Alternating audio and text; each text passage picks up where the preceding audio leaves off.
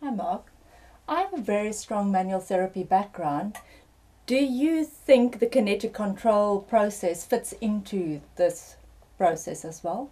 Yeah, Jacqueline, I think the kinetic control process in particular builds on the manual therapy background that I started with as well. My manual therapy background was very much joint pain orientated.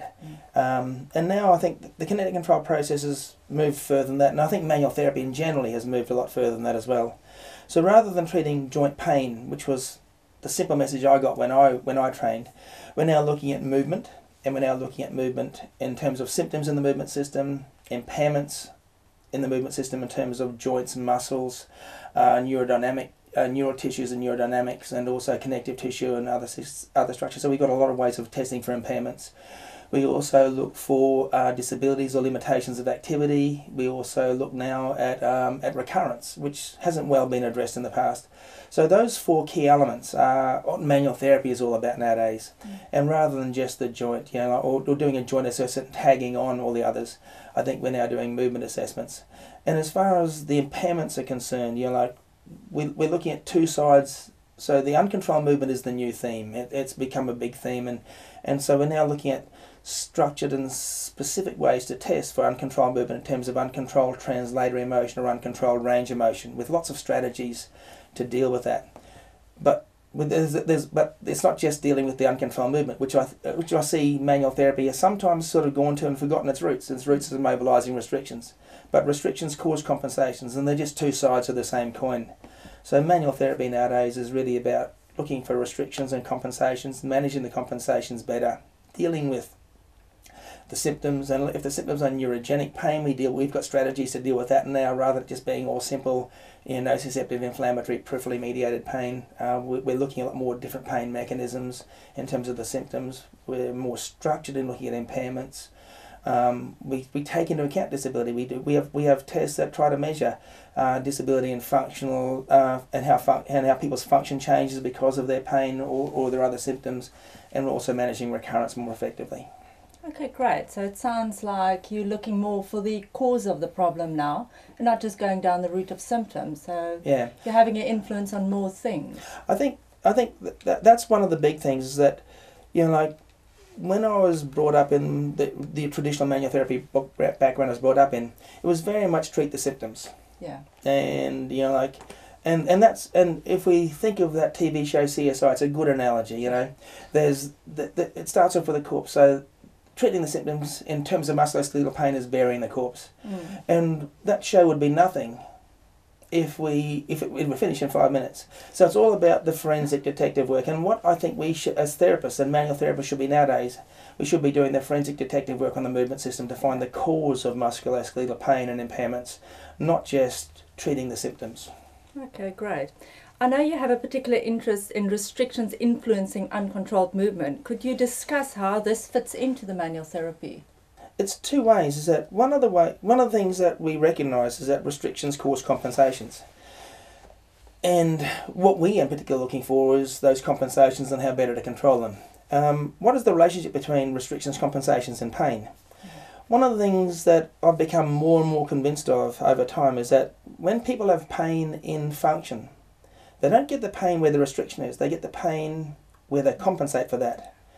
So for example, if someone's got a stiff upper lumbar spine, when they extend, or it doesn't extend adequately, when they extend they don't hurt where they're stiff, they hurt at the L5S junction where they hinge and compensate for that. When people have a shoulder that lacks medial rotation, they compensate with forward glide of the humeral head. It's not the posterior shoulder where the myofascial restriction is, it's the anterior shoulder where the capsular strain is. So I see that restrictions don't cause pain in function unless there's sensitization. That sensitization can be biochemical, so in an acute episode there's inflammatory chemicals, and so restrictions hurt in the presence of an inflammatory episode. Restrictions also hurt in the presence of neurogenic pain. But if people don't have that, if they've got what the majority of our patients are, they're out of the inflammatory episode, they may not have a dominant neurogenic mechanism, there might be a bit of neurogenic starting to sneak into the background, but they've got mechanical pain, mechanical movement-based pain, and then going down the path of finding the restrictions that cause the compensations. So it's easy to find where they compensate. Ask them where they hurt. And we can do then tests of demonstrating that there is uncontrolled movement where they hurt. What our trick is and the way that we can best use our manual therapy background into the new skills of managing uncontrolled movement is to try and start to reverse engineer the process. If I've got this uncontrolled movement as a compensation for restrictions, where are the possible compensations? The neck's a very good example. It's very common to get mid-cervical pain associated with hinging in the neck. So we can find the C3-4 as a segmental hinging area, so it has uncontrolled extension, uncontrolled translation. Okay, what are the restrictions that might contribute to that? Well, maybe a lack of, we've got increased anterior glide at C3-4, so lack of posterior glide at C3-4. We can palpate and mobilise that. We can also have a lack of extension at C5, 6, 6, 7. And there's research, Kevin Singer's research showed that very clearly, that you compensate it higher up for that particular restriction. So we have to mobilise that restriction. We can also have short anterior scalenes that hold C4, 5, 6 and 7 forward. And if the myofascial restriction at the front of the neck limits extension in the lower neck, you hinge off the C3-4 above it. So that's very simply a case of 3 different restrictions linked to that one side of pain. And how often do we as clinicians routinely go looking for those, let alone the other myriad ones? There's more than that, but they're 3 top of the list that are very common. And so for those of us who are treating mid-cervical pain linked to extension, if we leave those restrictions behind, even if we're symptom-free, our functional activity is going to start to compensate above those restrictions again. So it's not surprising that the pain comes back. So we don't manage recurrence. So if we do a better job of finding the integrated list of restrictions, that there are many restrictions that can cause any one particular pain-related uncontrolled movement. If we understand those links and then go looking for them, we can clear a lot more of them out and help influence recurrence better. Have you seen that when you actually try you just go down the route of fixing the restrictions, that your pain actually increases? Occasionally. There's 2 problems with just doing that. And if I use a couple of examples, one is that if you've got short hamstrings and the lumbar spine overflexes as compensation, then we could maybe argue that if I get better hamstring length, my back doesn't have to flex as much. But the brain doesn't work that out. The brain just realises it can now put its the hands flat on the floor rather than your fingertips to the floor. So you still use the excessive flexion you've developed, even though your hamstrings can move now. Sometimes it's also the problem that the myofascial restriction is sometimes the last thing holding you together. Oh yeah, so that would increase your symptoms. So sometimes you take away the last thing holding you together and then you fall apart. So last man standing is not the man to remove. Yeah. I've always enjoyed watching you reason through a clinical case study. What factors do you think are important in the clinical reasoning process?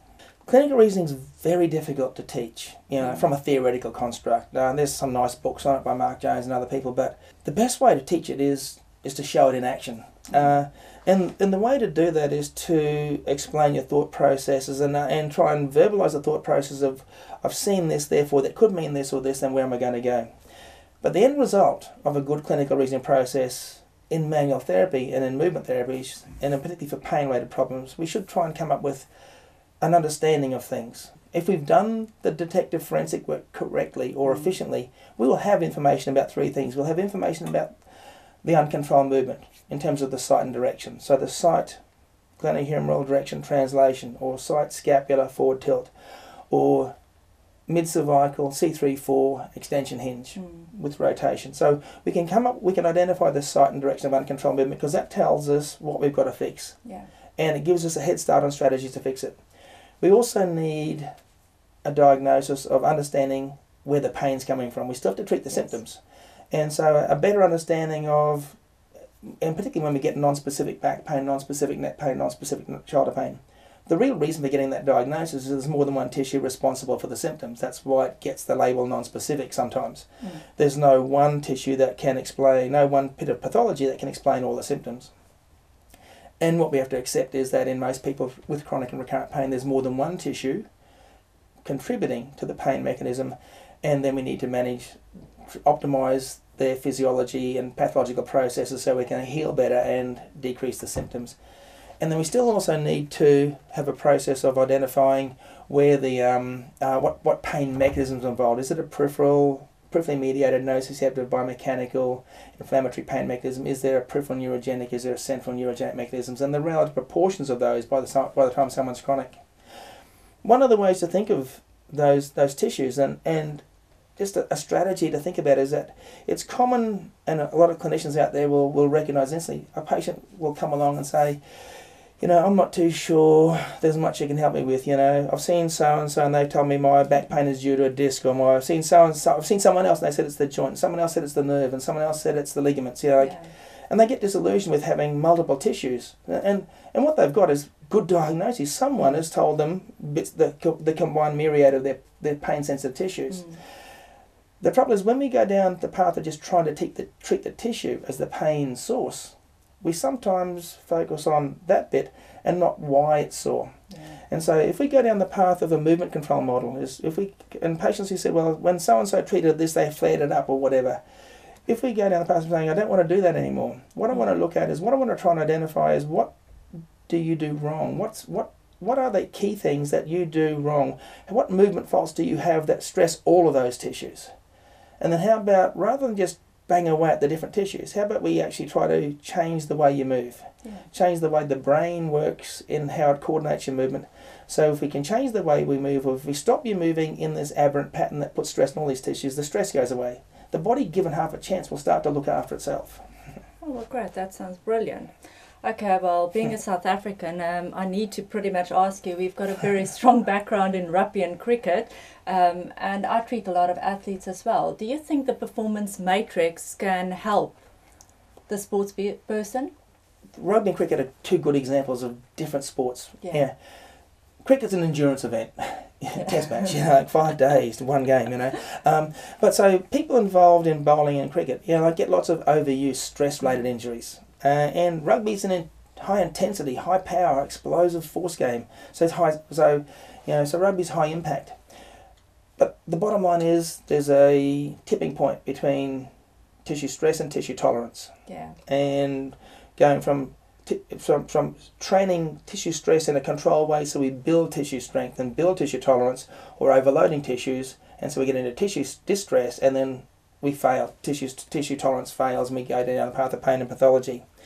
And that's where I think something like the matrix has a real benefit. It's like the quality of manual and physiotherapy in Australia and in New Zealand and in South Africa and in most of the Western world is very high. So everyone's good at treating the symptoms.